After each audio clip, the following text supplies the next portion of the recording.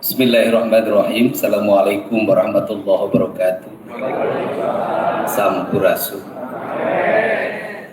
Bapak dan Ibu yang saya hormati, yang pada sore hari ini duduk Bali Yudhistira. Yudhistira itu sosok raja yang dalam kehidupannya tidak pernah berbohong, dalam dirinya tidak pernah emosi, tidak memiliki rasa dendam atau rasa kebencian. Tetapi pada akhirnya dia harus berbohong ketika perang Bratayuda. Berbohongnya satu, dia harus berbohong pada Resi Dorna yang gurunya, yang waktu itu lagi mencari anaknya. Dan Yudhistira diperintahkan oleh Batara Kresna untuk mengatakan bahwa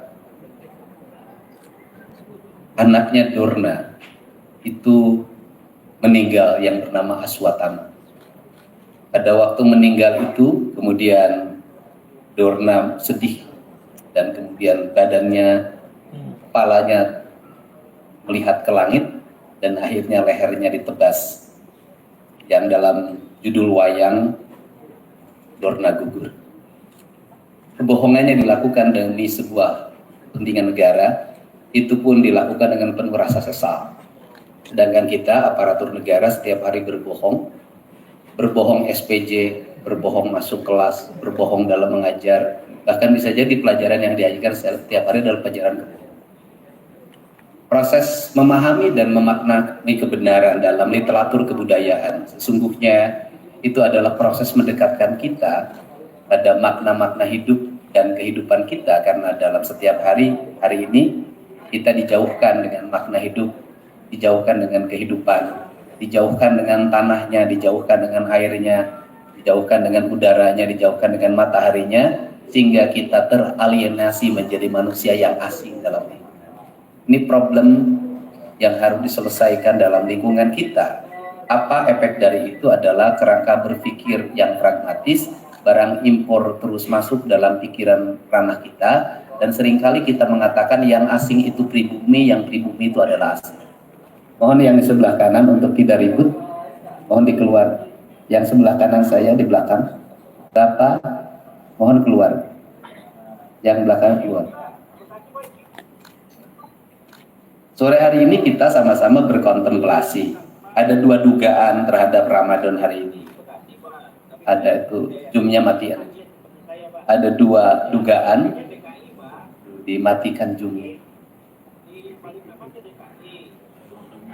Ada dua dugaan. Yang pertama, Ramadan hari ini sepi. Orang mengasumsikan ekonomi lagi menurun. Tapi saya malah sebagai orang yang selalu memaknai hidup, justru saya menikmati Ramadan hari ini. Kenapa saya menikmati Ramadan hari ini? Orang tidak teriak-teriak tentang cabai, orang tidak teriak-teriak tentang gula, orang tidak teriak-teriak tentang bawang, orang tidak teriak tentang terigu, orang tidak teriak-teriak tentang minyak goreng. Karena bagi saya, sesungguhnya puasa itu adalah menurunkan seluruh konsumsi material manusia dan masuk ke wilayah spiritualitas. Jadi kalau pasar sepi, kalau rumah sepi, itulah makna puasa yang sebenarnya. Tapi kalau pasar rame, selalu rame, bahkan ramenya dari pagi sampai malam, jalan rame, puasanya nggak ada. Dan saya melihat seminggu menjelang puasa, minta THR, sekda sembunyi, semua orang depresi. Kenapa depresi? Dia memikirkan bekal THR untuk di rumahnya karena terbatas, dia nyari duit ke sana kemari untuk memenuhi A, B, C, D. Akhirnya apa? Seperti menjadi siklus kejahatan. Satu sama lain saling memeras. Ini ngambil ke sini, ini harus ngambil ke sini, ini harus ngambil ke sini, muter. Saya katakan, jangan-jangan esensi dari Idul Fitrinya nggak ada. Mari kita bersama-sama hari ini deh, udah deh, Ramadan jangan diidentikan dengan kita harus setor, capek, ngumpul-ngumpul, setelah kumpul dibagikan habis, kan tidak ada maknanya. Begitu, mari kita bersama-sama maknai sebuah bencana yang dialami oleh rakyat Jabar adalah sebuah fenomena alam untuk mengikatkan kita agar melakukan taubat. Dalam bahasa saya adalah taubat ekologi. Ada Kang Er, dulu waktu saya nyalon wakil gubernur pernah jadi konsultan saya. Kemarin ketika nyalon gubernur, saya kebetulan nggak pakai konsultan. Tepuk tangan saya. Dan hadir Kang EF bukan untuk mengkonsultani politik, karena ini akan menjadi berita sesuatu. Kang EF bertemu Kang Deddy, jangan-jangan persiapan ke depan itu maksudnya. Kang EF datang ke sini untuk mengkonsultasikan pembangunan SMA Cibarusah. Yang SMA Cibarusah itu sekolah yang tidak memiliki tanah. Dan di Jawa Barat itu ada 9 SMA yang tidak punya tanah, yang 1 digugat. Kenapa itu terjadi? Karena pejabat perencana kegiatan pemerintahnya tidak melihat skala prioritas, tidak berkuasa. Bagaimana tidak membaca skala prioritas? Hal yang tidak penting seperti alat peraga, papan tulis digital, itu menjadi prioritas. Dan itu dianggap warna kemodernan. Ini harus saya koreksi. Kemudian membangun sekolah tidak prioritas. Akhirnya ruang kelasnya tidak punya, papan digitalnya sampai sekarang banyak yang belum bisa dipasang di kabupaten kota. Kenapa kapan kita menjadi prioritas? Karena di situ fee-nya 30%. Ini terjadi. Nah, kalau seperti itu, apakah menggunakan kapur ketertinggalan? Tidak. Di Inggris, namanya Pak Bagus Mulyadi yang sekarang jadi penasehat saya, itu profesor, orang Jakarta, ngajar di Inggris, itu ngajar pakai kapur tulis. Nah, kenapa ngajar pakai kapur tulis? Ada 3 variabel. Pertama adalah guru akan mengingat apa yang akan ditulis. Yang kedua, murid akan mengingat apa yang dia baca. Bahkan dulu zaman sabak ya? Tahun 60-an itu kan ditulis kemudian dihapus. Artinya pada waktu ditulis itu dia harus bisa mengingatnya dengan kuat karena sebentar lagi dihapus. Nah, apa sih sebenarnya? Kemudian orang-orang yang sok modernis itu dan di otaknya proyek membuat sebuah desain berpikir bahwa menulis dengan kapur ketertinggalan maka harus diganti dengan papan digital. Apa istilahnya Pak Deddy? Yang sekarang itu di Depok suruh saya hapus 30 miliar itu. Hah? Smartboard. Itu namanya sudah ngerti nama smartboard. Nah, kemudian dari situ smartboard itu melahirkan kemalasan elektrikal, dan elektrikal itu berbahaya bagi anak-anak yang proses pertumbuhan. Elektrikal itu berbahaya, elektrikal, mekanikal, sesuatu yang berbahaya bagi anak-anak yang sedang menuju pertumbuhan. Yang sedang menuju pertumbuhan dia harus manual. Karena manual itu meletakkan kerangka berpikir dalam sebuah tinta yang tertulis dari otak kirinya. Nah, ini kan harus, mindset ini harus dihentikan. Nah, sehingga saya katakan hari ini, kalau nanti SD, SMP, SMA, kemudian menulis lagi di papan tulis dengan kapur tulis, jangan dibully sebuah ketertinggalan. Justru itu adalah pembentukan karakter manusia Jawa Barat masa depan. Nah, yang variabel yang ketiga apa? Diajarkan orang untuk bekerja. Dia menghapus. Itu kan bagian dari pekerjaan. Saya dulu tuh di kelas selalu kan dan bahkan dulu tuh lebih hebat lagi. Alat penghapusnya itu dibuat oleh siswa dalam bentuk bantal. Maka siswa bekerja otak kiri otak kanannya. Nah, ini dilakukan dan waktu SD itu 2 hal yang sangat kuat dalam pikiran anak-anak itu. 1 menyanyi, 2 menulis. Maka pendidikan dasar itu hal yang harus diletakkan dalam pikiran anak-anak kita. Perbanyak di ruang kelas itu adalah menulis dan menyanyi. Karena menulis dan menyanyi itu membangun keriangan anak-anak, memasuki masa pertumbuhan, dan dia mencoba melatih tangan kanannya atau tangan kirinya yang kidal untuk merangkai sebuah peristiwa dan satu peristiwa lainnya. Dan seluruh rangkaian itu adalah nilai-nilai estetika. Sehingga negara maju seperti Jepang, negara maju seperti Tiongkok, sampai hari ini masih kanji yang digunakan. Nah, ini yang harus masuk dalam frame anak-anak masa depan. Kenapa saya berkatakan begitu? Karena hari ini ada produk gagal. Yang disebut produk gagal adalah anak-anak tumbuh dalam sebuah lingkungan sekolah yang tidak punya hubungan emosional antara guru dan muridnya, tidak punya hubungan emosional antara murid dengan ruang kelasnya, tidak punya hubungan emosional dengan bangkunya, tidak ada hubungan emosional dengan mejanya, dengan kursinya, dengan lingkungannya, sehingga anak itu menjadi anak yang kaluhur tesirungan, kahandap tetakaran. Anak yang seperti jurik, kunti. Kenapa? Dia melayang terbang pikirannya. Karena dia melayang terbang pikirannya, di ruang kelasnya dia terbang terus. Hari ini bikin grup ekstra kelas, bikin seragam, bikin motornya sama. Setelah itu bikin iuran. Setelah itu bikin memorinya dalam buku foto, digit foto yang dibuat dalam album. Harganya 300.000 sampai 500.000 rupiah untuk sebuah memori penuh kepalsuan yang melahirkan penderitaan bagi ibu dan ayah. Tapi anak itu tidak buat memori. Memori apa? Memori membangun hubungan yang indah dengan gurunya. Memori membangun hubungan yang indah dengan teman-temannya. Memori yang membangun hubungan indah di ruang kelasnya. Apa ciri manusia yang bermemori?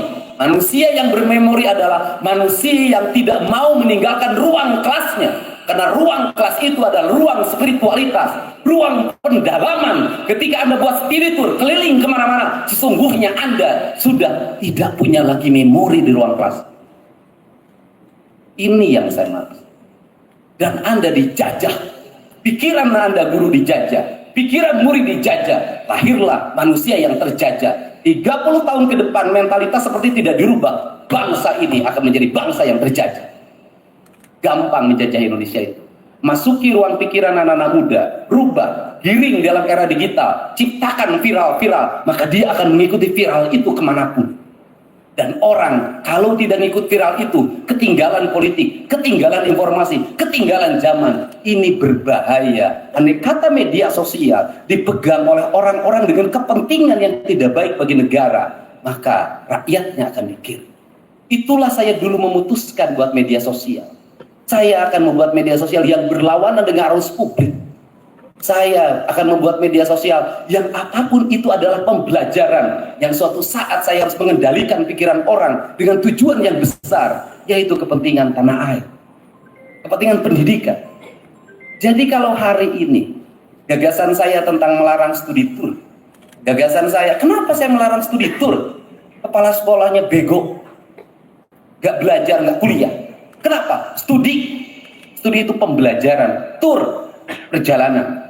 Studi tour adalah pembelajaran yang di dalamnya melakukan perjalanan. Studi tour yang terbaik adalah Isra Mi'raj.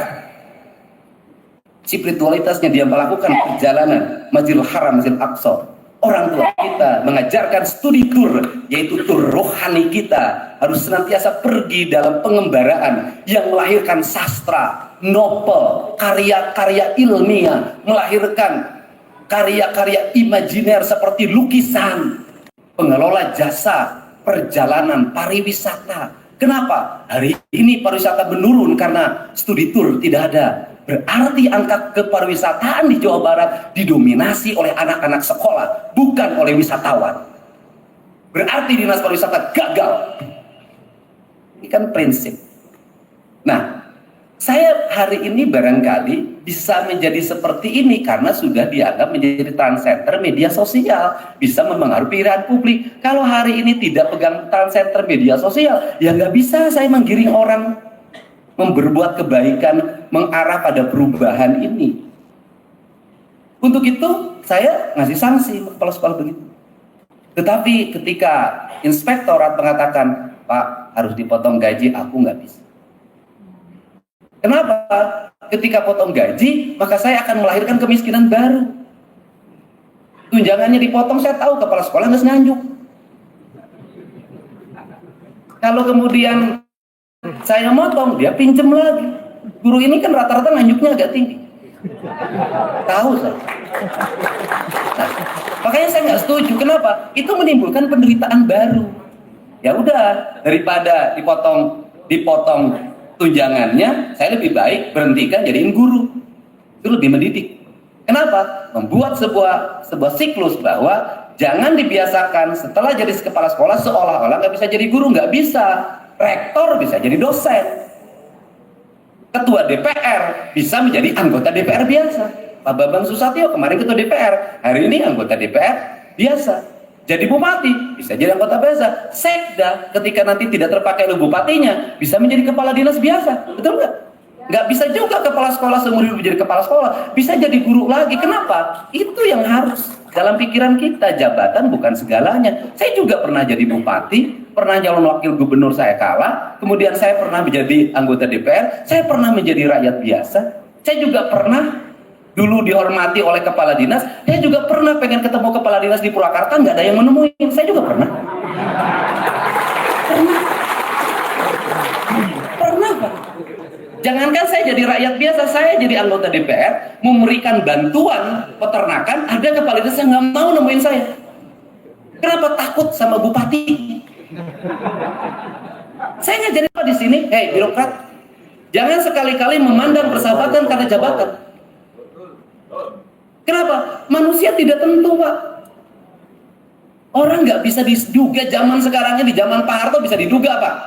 Yang jadi bupati siapa, yang jadi gubernur siapa, anggota DPR. Zaman Pak Harto, zaman sekarang nggak bisa diduga Pak. Saya nggak duga Saiful Bahri Binjen jadi bupati. Dari tampang tidak memenuhi syarat, tinggi badan tidak memenuhi syarat, perilaku, wah. Kalau playboy itu ada batasnya. Playboy paling banyak punya pacar 10, dia kan 197.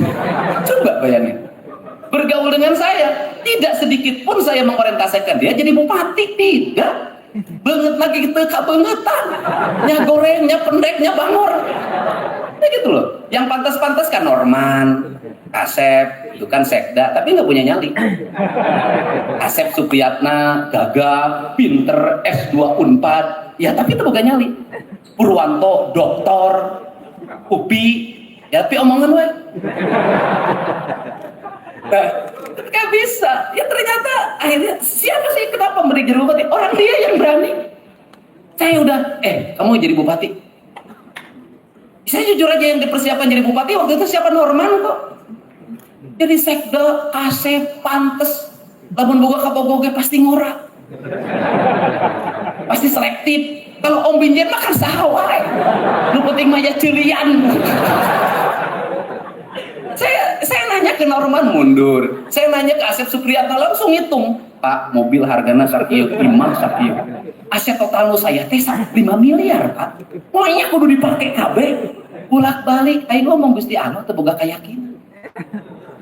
Ngomong ke Purwanto rada jauh. Oh, tuntungna hese. Mun Purwanta mah rada babari. Nah, akhirnya saya nanya ke dia, geus eueuh maneh nyalon bupati, dek teu. Urang pantes teu, Pak. Teu pantes kayak. Terus kira-kira balik mau balik. Terus kunaon? Imak feeling. Anda adalah pilihan terburuk di antara yang buruk. Ya sudah, tapi karena dia punya jiwa persahabatan, karena punya jiwa ketaatan, karena punya jiwa patriotik, apapun yang raja katakan, saya akan mentaatinya. Apakah punya duit tuh? Kenapa lah ditagih 150 bagi 2 aja ngurang sarua sangsarana. Ya dia jalan terus udah mukanya pucat keliling mukanya. Biasa bangun jam 10 sekarang bangun jam 4. Buk sakieu kudu dipotong. Kudu make peci. Saya sampai merumusin bajunya aja pusing. Pasang pakai ikat, pasang di billboard. Cek Asep Supriyatna teh, asa teu pantes Pak. Cek sia cek aing heuh teu pantes. Ganti-ganti peci pakai baju bodas. Nah, gimana ada pantas? Nah, Purwanto cerita terus kemana-mana. Itu kelas menengah Pak menolak. Aing mah ceng teh. Gitu loh. Nah, akhirnya ya karena kesetiaan itu nanti jadi bupati. Jadi dia jadi bupati karena kesetiaan, bukan karena kemampuan. Tapi ingat, di atas kemampuan ada satu, akal budi. Jadi orang yang punya akal budi itu akan berhasil. Kenapa? Karena akal budi tidak lagi berdialektika dengan logika. Akal budi dialektika dengan rasa, dengan cinta. Karena rasa dan cinta, maka hidupnya akan dituntun oleh apa? Oleh semesta. Karena hidupnya akan dituntun oleh semesta, maka dia digerakkan oleh yang maha kuasa.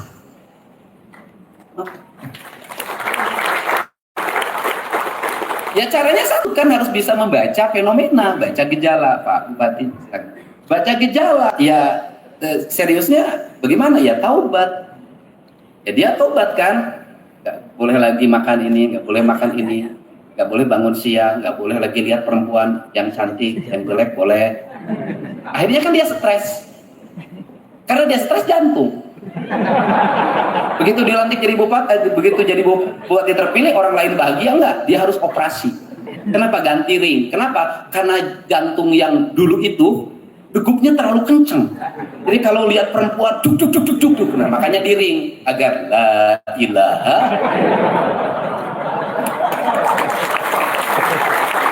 Nah, apakah akan berhasil?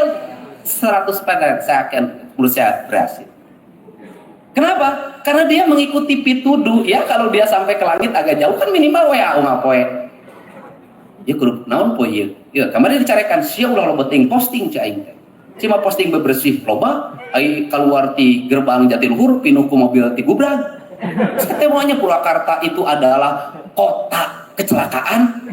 Saya katakan, saya minta ke Jasa Marga, mohon mobil-mobil yang rusak bekas tabrakan itu disimpan di pinggir jalan ala gerbang Purwakarta, segera besok dipindahkan. Kenapa? Karena Anda sudah menebarkan virus negatif bagi lingkungan. Itu mobil bekas tabrakan, itu ada virus-virus negatif, itu ada imajinatif buruk, itu ada sesuatu yang buruk. Tabrakan Pak, itu udah darah, ada peristiwa, ada tangisan, ada jeritan, disimpan di gerbang menuju Purwakarta. Purwakarta bukan kota kecelakaan. Peka siapa teh aja tau gue.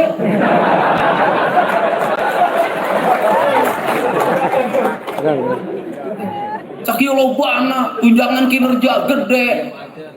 Terus kemudian apalagi THR keluar segala rupa aya. Saya lihat begitu masuk, saya tadi pagi mak yang marah. Kenapa? Eta patung-patung yang itu apa namanya? Menong eta geus 7 tahun Pak teu dipernis. Saya lihat goblok di PNS Purwakarta. Mernis itu bisa. Begitu masuk eta aya spanduk itu, spanduk yang mungkin 6 bulan yang lalu harapan SD. Begitu masuk Sindang Kasih saya lihat ada lampion dengnek. Ya makanya PNS itu banyak jumlahnya, matanya banyak, tapi dia tidak mengabdi. Kenapa dia tidak? Dia hanya mengabdi pada satu, pekerjaan. Yang disebut pekerjaan itu adalah aspek yang dia bisa melahirkan honor. Di luar itu dia tidak mau mengerjakan. Ini harus dikoreksi, Pak. Ingat, Anda adalah abdi negara, bukan abdi OPD. Karena abdi negara, maka apapun yang dilihat, yang didengar, maka Anda harus bergerak. Tidak usah lagi ngomong, iya bagian cipta karya, iya bagian bina marga, iya bagian ini, bagian ini. Setiap orang punya kebahagiaan untuk amar ma'ruf nahi munkar. Ini harus diperbaiki cara berpikir. Kalau enggak, kalau kata Kang EF, kita ini hanya bisa membuat kerumunan, tapi tidak bisa membuat barisan. Maka ASN harus menjadi barisan, bukan kerumunan. Di mana ASN berkerumun setelah pilkada. Begitu ada yang terpilih, maka dia berkerumun di sana. Dan cepat-cepat cuci piring dan cuci tangan. Abdi mah kamari mah eta mah kukulantaran ku jabatan. Terus nu abdi teh ka bapak di TPS mah, di TPS kasihan. Sehingga Anda jangan percaya politik sama ASN. ASN itu juru masak, Pak. Juru masak tergantung koki. Makanya sama ASN jangan berpikir saya punya pendukung si ASN. Ulah, ASN sudah siapapun bupatinya, siapapun gubernurnya, enggak siapa Pak. Siap Pak. Siap. Salila tujangan gede, siap. Sudahlah, biasa aja. Tong percaya ting, saya singkat ibu. Nah, jadi ya fokus aja, karena ASN itu dicetak bukan untuk berpolitik. Dia harus mengabdi. Siapapun pemimpinnya dia akan bekerja mengabdi, bukan pada orang tapi pada jabatan. Itu begitu ceritanya. Nah, ini ini fokus ya. Untuk itu saya minta para kepala sekolah rubah mindsetnya. Kenapa? Jangan lagi membodohi murid. Saya pengen ada murid-murid Jawa Barat itu belajarnya nggak usah jauh-jauh, cager, bager, bener, pinter, singer. Sudah. Saya nggak punya tinggi-tinggi. Kenapa? Semakin banyak tantangannya anak itu, maka semakin peluang keberhasilannya semakin tinggi. Sudah. Jadi kita ini jangan dibiasakan hari ini kalau anak kita mengalami kesulitan, semua orang turun untuk menyelesaikan. Jangan. Biarkan kesulitan itu diselesaikan oleh dirinya sendiri. Anda lihat orang-orang asing kalau masuk ke Indonesia, bahwa semua anak itu bawa tasnya sendiri, jalan semuanya sendiri. Di Indonesia, Anda tahu pejabat luar negeri, orang jalan biasa. Apa tahu pejabat Indonesia? Gawe. Apa gawena? Tas dipangnawakeun. Handphone dipangjangkalkeun.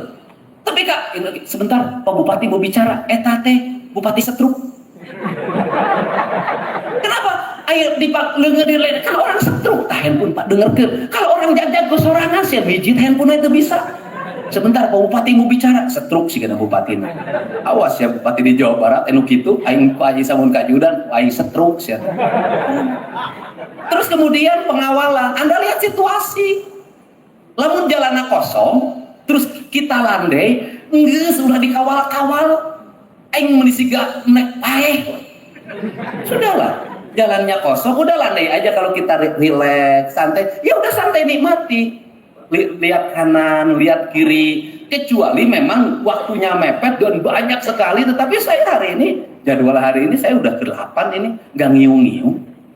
Bisa tepat waktu, bikin perencanaan dengan baik. Kenapa? Dan santai, kenapa? Karena yang di depan harus dilihat. Di samping kenapa? Ketika kecepatan mobil Anda tinggi, Anda pakai forwarder, Anda lihat yang di kanan Anda ada masalah, sulit Anda berhenti. Terus yang kedua, suara bising sirine yang ke telinga itu mempengaruhi rasa depresi Anda. Anda tidak rileks. Makanya di mobilnya rileks, tong di ngeong-ngeong. Kecuali sangat penting banget. Namun sababna engke eureun jadi bupati saya stres. Namun sababna pantau cicing we kieu hareupeunana. Kunaon can asup mobil kudu mangukakeun. Iya. Makanya saya berapa kali saya tidak boleh ajudan saya itu membukakan pintu saya walaupun maksa. Pak abdi we gawe geus ya digaji ku aing dengan cicing. Wagen panto. Kenapa? Nanti Anda sakit stroke, Anda kudu diajar lengan di kieu-kieu. Latihan Pak, tangannya digunakan digerakkan. Capek, mengpeng, cager. Oh, tangan kiri, tangan kanannya berputar. Ini yang harus dibangun dalam kerangka pikir kita. Nah, kemudian saya kasih pesan juga bahwa gejala alam itu hanya akan ditangkap oleh rasa. Jadi saya selalu meyakini dalam diri manusia itu ada medan magnet yang sangat kuat yang dia bertugas untuk menangkap sinyal atau fenomena yang diberikan oleh alam. Maka disebutnya intuisi. Maka saya hari ini bekerja itu dengan intuisi. Saya tidak mau saya dijadwal oleh bagian protokol. Mau saya. Kenapa? Karena alam ini berubah dalam setiap hari. Saya harus subuh itu harus sudah bisa membaca. Pagi ini apa ya? Dan saya kebetulan punya sekda pinter luar biasa. Senopati Agung ketemu sama saya waktu di 12 tahun yang lalu di Sumedang ketika jadi kepala dinas. Dokternya bener ya mah. Bukan ayah dokternya bohongan. Gitu. Nah kemudian ya saya jam 5 itu selalu bangun. Begitu bangun langsung oh iya nyieun surat. Surat apa? Surat pembebasan pajak kendaraan bermotor 2024 ke belakang. Tidak ada rapat. Yang kedua, sekdanya harus yakin bahwa pimpinannya itu terarah. Jangan sekali-kali bantah. Pak, sakedah Pak, ini harus dikaji heula, tulus. Sudah, laksanakan. Begitu dilaksanakan, maka jadi kan, apa yang terjadi hari ini? Logikanya sederhana. Pemda punya tagihan di penunggak pajak hampir 30 triliun. Apakah itu akan terbayar? Tidak. Karena orang tidak akan membayar. Kenapa? Geus gede hutannya. 10, akhirnya 700. Jadi yang 750 nggak akan dapat. yang 10 juta hilang. Saya lebih baik memilih 750 daripada 10 juta. 750 dalam kenyataan, 10 juta dalam impian. Benar tuh? Mending kene boga pamajikan gelis jeung ngora nyata daripada 40 tahun bangor. Betul nggak? Ya kalau AA pilih yang 31 tahun. Karena beda. AA itu selalu ngomong sama saya gini, kenapa AA itu hanya mewakili watak ideologis saya, tapi tidak mewakili watak biologis saya. Nah, hebat, saya muji sama AA, anak muda, anaknya Deddy Mulyadi, kemudian anggota DPRD provinsi, memilih Teh Putri yang jauh lebih dewasa. Mantap. Mantap, Pak. Mantap. Aku namun kurang udung nih. Aku namun siga alim gitu ayeuna di dieu. Ulah sieun-sieun teh ku Teh Putri. Ulah. Nah, ini kan kerangka dasar, kerangka pijuda. Kemudian apa yang terjadi hari ini? Lonjakan. Mungkin kenaikannya, prediksi saya adalah kenaikannya bisa 50% dari total pendapatan yang direncanakan 12 triliun. Kenapa saya memikirkan itu? Karena saya lagi memikirkan bupati wali kota. Kenapa? Dia mengalami defisit anggaran yang akut. Sehingga saya harus mendorong sedikit-sedikit melalui peningkatan pendapatan daerah. Maka bagi hasil kendaraan bermotor itu harus segera diumumkan. Tapi kemudian kenapa publik percaya? Karena sayangnya bercerita dalam setiap hari. Ini saya berkomitmen 100% dana bagi hasil pajak adalah untuk jalan, tidak boleh untuk yang lain. Saya bikin surat 100% untuk jalan, 100% untuk jalan. Saya bikin kebijakan, saya umumkan, dan saya perlihatkan hari ini dalam pergeseran anggaran provinsi dari 600 miliar ke 2,4 triliun ini komitmen. Dan saya memulai itu. Saya nggak perjalanan ke luar negeri. Perjalanan dinas saya potong setengahnya. Baju dinas saya nggak usah ada. Mobil dinas saya nggak usah, bekas saja. Anda tahu nggak? Saya pakai mobil bekas. Kenapa? Komitmen. Nyeri awak pakai Innova. Nyeri. Tapi kenapa? Saya sudah berkomitmen hari ini. Rasa sakit itu harus dinikmati menjadi kebahagiaan. Kenapa? Karena saya menjadi gubernur. Karena menjadi gubernur, maka saya harus bersikap gubernur. Itu sikap, konsistensi ini. Kalau dari situ lahir trust. Trust hari ini kan percaya. Ayo urang ka Samsat. Mana ada? Anda tahu kolom komentar itu Samsat hari ini yang dulu orang marah terus, KTP lah, iyalah, ngambek. Hari ini adalah pujian. Ini momentum rakyat punya kesadaran. Ya kalau yang lain ngomong lagi, Deddy Mulyadi teh musyrik, heukeun bae. Memang saya penggemar musik. Nah, ini kan harus dibuat. Nah, tapi ini nggak boleh dihianati, Pak. Begitu dihianati, nggak percaya lagi. Dan ini harus konsisten semua. Kenapa? Ini harus konsisten semua. Kenapa? Saya lagi membangkitkan spirit Siliwanginya orang Jawa Barat. Kenapa orang Jawa Barat? Penduduknya paling besar. Wilayah berbatasan dengan DKI Jakarta. Tetapi kenapa seperti kehilangan wibawa? Ini harus dibantu. Nah, intuisi, misalnya kasus banjir, itu intuisi. Saya nggak kajian nggak. Saya pokoknya, saya harus pergi ke Bogor. Ketika saya pergi ke Bogor, saya lihat, kenapa kebun teh berubah? Oh, dah. Ini punya siapa? BUMD Provinsi Jawa Barat. Mana yang punyanya? Ini, sudah. Saya itu ketika datang ke situ, diundang menteri untuk bareng. Saya sudah perintahkan Satpol PP untuk nyiapkan apa? Saya alat berat yang besar 4. Ternyata datang alat berat nuleutik. Ari sia kunaon nuleutik? Pak, nanti 500 setahun, Pak. Itu diberi anggaran. Oke, tidak masalah. Saya terus harus 4. Yang satu janji, saya tungguin sampai sore, nggak ada. Pak, ieu mobilna Pak macet. Nguyuk. Bila saya nyuruh itu seluruh lingkungan saya, tidak ada satu yang bisa datangin. Akhirnya teman saya yang telepon saya, Pak, saya kirim 4 yang besar-besar. Saya lihat Pak Deddy ada kesulitan jalan. Dan dari situ akhirnya saya melihat, oh ini aliran sungai. Habis itu saya bertemu Bupati Bekasi. Kita selesaikan bersama. Gotong royong 500 miliar. Hajar, ayo. Semangat semua orang. Kali Bekasi harus segera dikeruk. Pelebaran, begitu turun Pak, pontomnya tidak bisa bekerja Pak. Kenapa? Sudah jadi sertifikat Pak. Kamu kenapa? Takut Pak. Tongsil. Kurang, ayo aing. Keluar aing Pak. Ayo jalan kamu keruh. Pak melanggar hukum. Demi kemanusiaan, demi keadilan. Ini adalah peristiwa yang luar biasa. Pemimpin harus tampil dan berani mengatur. Jalan kamu. Jalan semua. Ternyata proyeknya ada Pak. 500 miliar. Jadi pekerjaan itu sudah 2 tahun tidak berjalan. Dan saya katakan terus jalan. Saya masuk lagi ke gabus. Bongkar hari ini. Bongkar. Saya baru sadar setelah bongkar itu malamnya di WA teman-teman saya.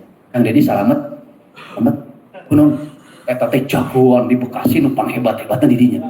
Untung ngebejaan ayeuna. Untuk aing sieun sia teh. Makanya Anda pemimpin itu jangan tipis kuping, jangan sekali-kali pemimpin terlalu banyak mendapat informasi. Bahaya. Kenapa? Mau tulus.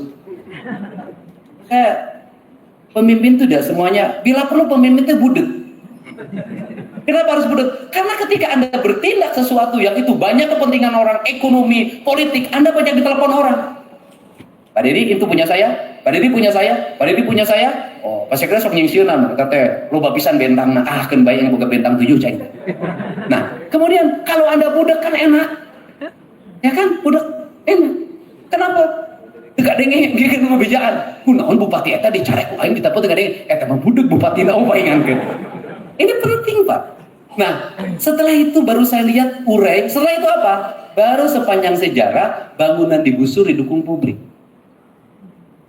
Bongkar belah itu Pak, sikat belah itu Pak, sikat belah itu Pak. Tetapi kan tidak seperti itu. Memang pemimpin harus punya uang tunai. Kenapa? Masih. Anda tahu nggak pada akhirnya berapa? Itu kali Bekasi, KF, itu dijualnya 1 juta per meter. Kali berapa ribu? Berapa puluh miliar? Nah, konektivitas kesadaran itu, apakah Deddy Mulyadi klinik? Enggak, saya rasional. Untuk itu saya berpikir, ini hujan harus segera dicari cara agar tidak deras. Maka BMKG. Ternyata kita selama ini tidak pernah memanfaatkan BMKG sebagai mitra. Bayangin Jawa Barat provinsi dengan tingkat bencana yang sangat tinggi tidak punya radar satu.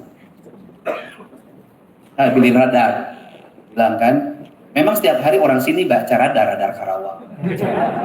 Nah, kemudian saya akhirnya modifikasi cuaca dan sampai kemarin bisa terkendali. Dan insya Allah mudah-mudahan sampai Lebaran bisa terkendali. Kenapa ini dilakukan? Karena resiko dari banjir itu mahal. Pertanyaannya adalah apakah sekarang musim hujan ekstrim? Tidak. Hanya 20 sampai 30 mm rendah. Tapi kenapa sudah banjir? Daya dukung lingkungannya sudah tidak memenuhi syarat. Di Bekasi dan kota Bekasi sekitar Karawang, jumlah perumahan pemukiman tidak terkendali.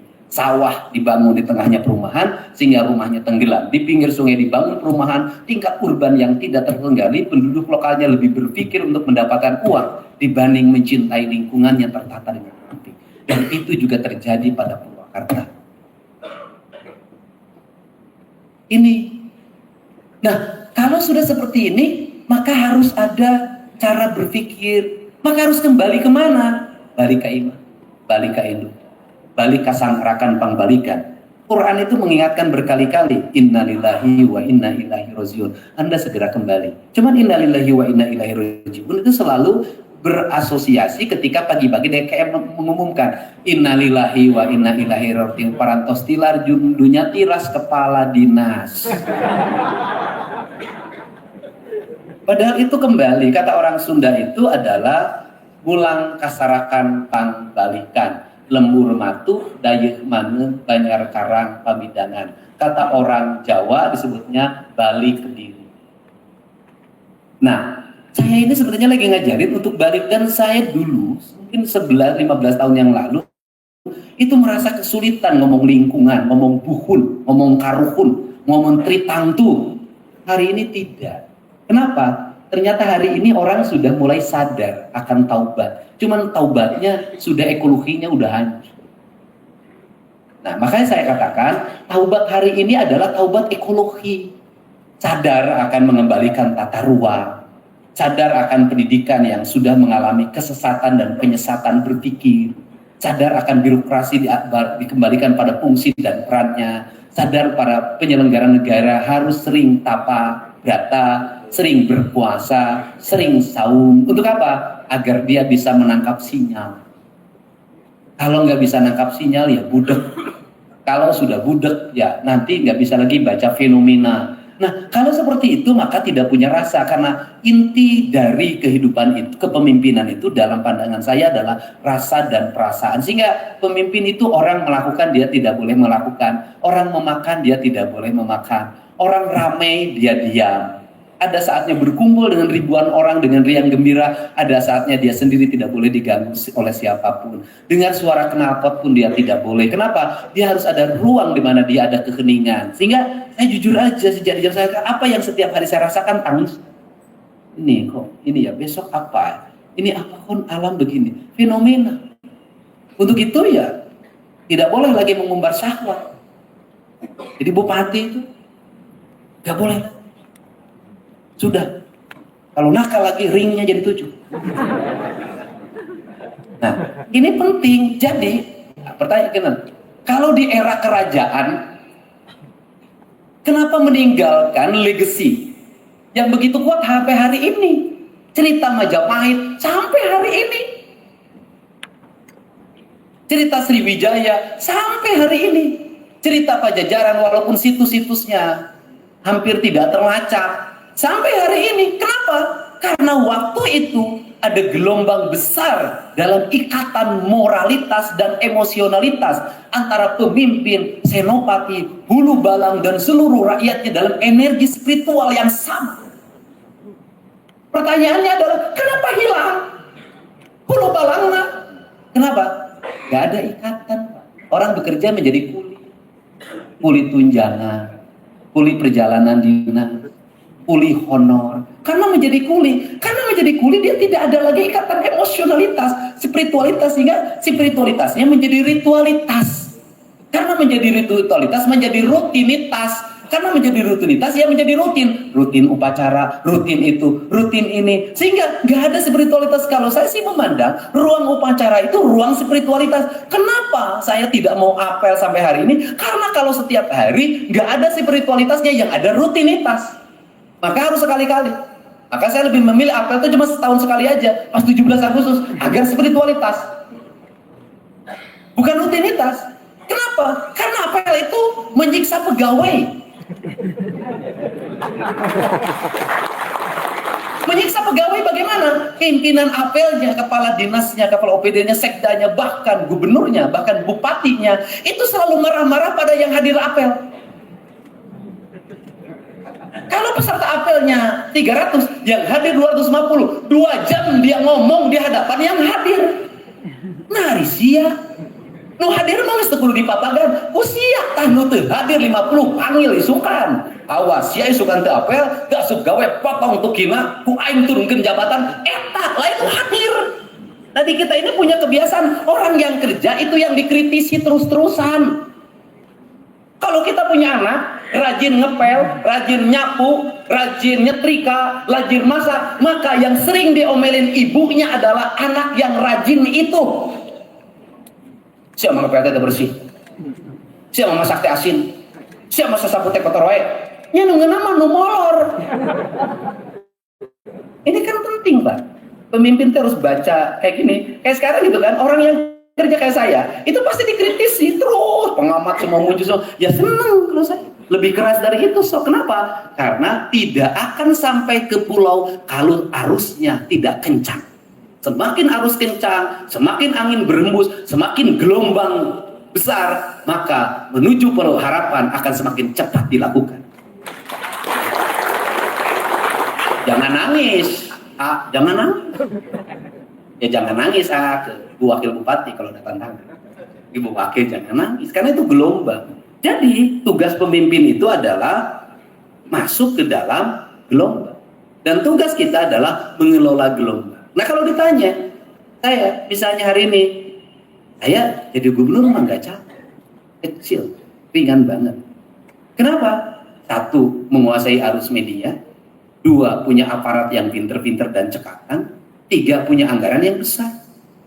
31 triliun, yang mungkin saya targetkan 33 triliun tahun ini naik 2 triliun.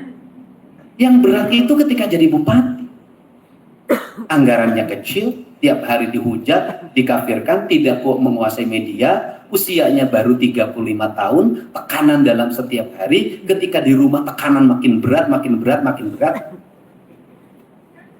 Dan bagi saya, justru itulah perjalanan saya yang bisa dilewati. Dan saya ngalamin sebuah peristiwa, AA waktu itu, kelas 2 SD,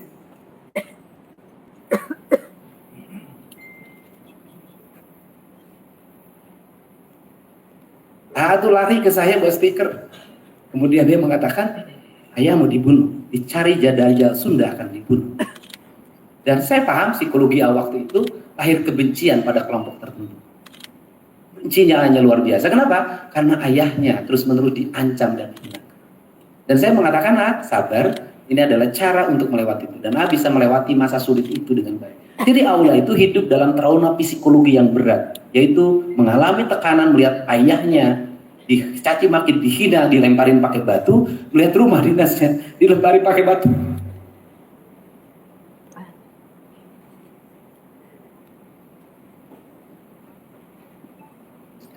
Tetapi bahwa seluruh rangkaian itu adalah dalam sebuah peristiwa hidup harus ada orang yang mau berkorban dan dikorbankan.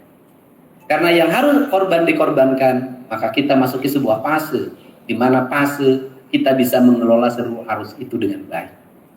Nah, saatnya hari ini adalah mengelola arus dengan baik, dengan kinerja yang memadai.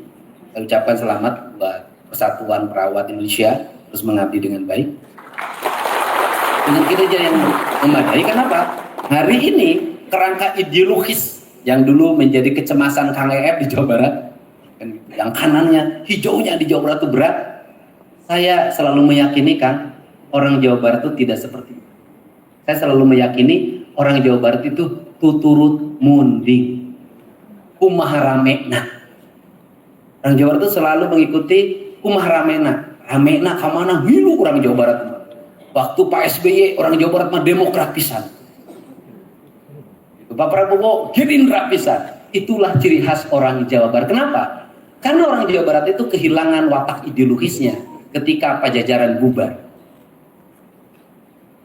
Dan akhirnya dia pragmatis. Dia akan ikut pada siapapun yang rame dan menguntungkan. Sehingga kalau politik di Jawa Barat pasti kumaha ramena. Kalau pemilu pasti ditanya, rame nama Om Jen jeung Bang Ijo.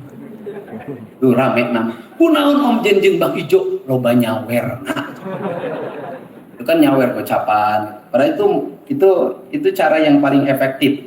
Lebih baik membagikan 500.000 di depan umum terkenal royal daripada ngebagi pagi amplop 3.000 atau 50.000 amplop belum tentu dianggap royal. Itu cara. Saya juga tahu Bang Ijo geus nyawer mah isukna neakeun deui. Nah, ini kerangka ya, ini orang Sunda tuh wataknya seperti itu. Karena wataknya seperti itu, ya tahu pada akhirnya karena orang Sunda itu kehilangan pemimpinnya lama, berapa ratus tahun yang lalu, 500 tahun yang lalu kehilangan pemimpinnya lama, sehingga orang dari NTT itu begitu ketemu saya, Gubernur Nusa Tenggara Timur, Kang Deddy, kenapa? Itu kerajaan Pajajaran sekarang hidup lagi ya? Dari mana? Saya bilang nggak ada. Lah enggak, itu di media sosial katanya. Ini penobatan raja yang 500 tahun yang lalu. Oh enggak, itu acara di kampung saya. Itu pemahaman orang seperti itu. Udah hilang 500 tahun. Dan mungkin hari ini orang sudah mulai ada harapan Jawa Barat kembali ada pemimpin. Karena ada pemimpinnya, saya tidak boleh lagi mengingkari titah saya. Saya harus konsisten mengembalikan tata ruang berbasis alam. Artinya gunung kudu awian, pengkop kudu balongan, lebak kudu sawahan. Saya harus mengembalikan kembali leuweung tutupan, leuweung titipan, leuweung awisan, leuweung garapan. Saya harus mengembalikan. Kenapa? Karena bagi saya hanya dengan cara itu Jawa Barat bisa maju. Pak, Bekasi itu UMK-nya 5,5. Apakah kehidupan masyarakatnya bahagia saja? Karawang itu UMK-nya 5,4 juta. Apakah sejahtera? Jauh lebih sejahtera orang-orang Jawa. Artinya bahwa pendapatan yang tinggi tidak diimbangi oleh lingkungan yang tertata, alam yang terpelihara, hanya akan melahirkan kegelisahan manusia. Jadi kalau ditanya, saya ini sekarang tuh keliling terus kemana-mana, saya pengen piknik ke Bali? Enggak. Pengen ke Singapura? Enggak. Kenapa? Saya tuh hanya pengen diam di rumah. Hiburan saya tiap hari apa? Foto sawah. Oh lagi apa? Pertumbuhan saya amatin. Loh, bahagia. Kan kalau kerangka berpikir pemimpin sampai ASN semuanya seperti itu, betapa efektifnya gini, betapa efisiennya, betapa hebatnya kita ini punya keyakinan pada lingkungan, betapa hebatnya anak-anak kita nanti tumbuh dalam watak lingkungan pendidikan yang adaptif, lingkungan pendidikan yang cerdas. Anak-anak bisa memberdayakan sampah menjadi nilai ekonomi, anak-anak bisa melukis di ruangannya menjadi yang indah, anak-anak bisa berjalan kaki ke sekolahnya sambil bercandaria, anak-anak di ruang kelasnya hubungan guru dengan muridnya penuh dengan cinta dan kasih sayang. Guru tidak mau meninggalkan ruang kelasnya karena dia ingat dan sayang sama anaknya. Murid-murid juga kangen bertemu gurunya. Ini yang saya inginkan, cinta. Kepala sekolah ingin tetap di sekolah, pulangnya sore saking betahnya di sekolah. Pegawai negeri mencintai ruang kerjanya, ruang semua orang, dan menganggap pekerjaan adalah perjalanan tangga menuju spiritualitas yang sejati. Kebahagiaan abdi negara adalah ketika seluruh rakyatnya dalam keadaan penuh perutnya, cerdas otaknya, bahagia rasanya, nyenyak tidurnya, penuh harapan. Itulah kebahagiaan seorang ASN. Cita-cita itu, tunjangan-tunjangan itu menurut saya hanya stimulus. Kenapa? Kenaikan tunjangan juga menimbulkan problem baru kok. Tahu saya. Begitu naik tunjangan kan pinjaman Bank Jabar naik lagi. Bukan itu. Mari kita berguru, Pak. Di era Pak Harto, bagaimana ASN? Gajinya kecil, itu melekat pada pekerjaannya. Zaman sekarang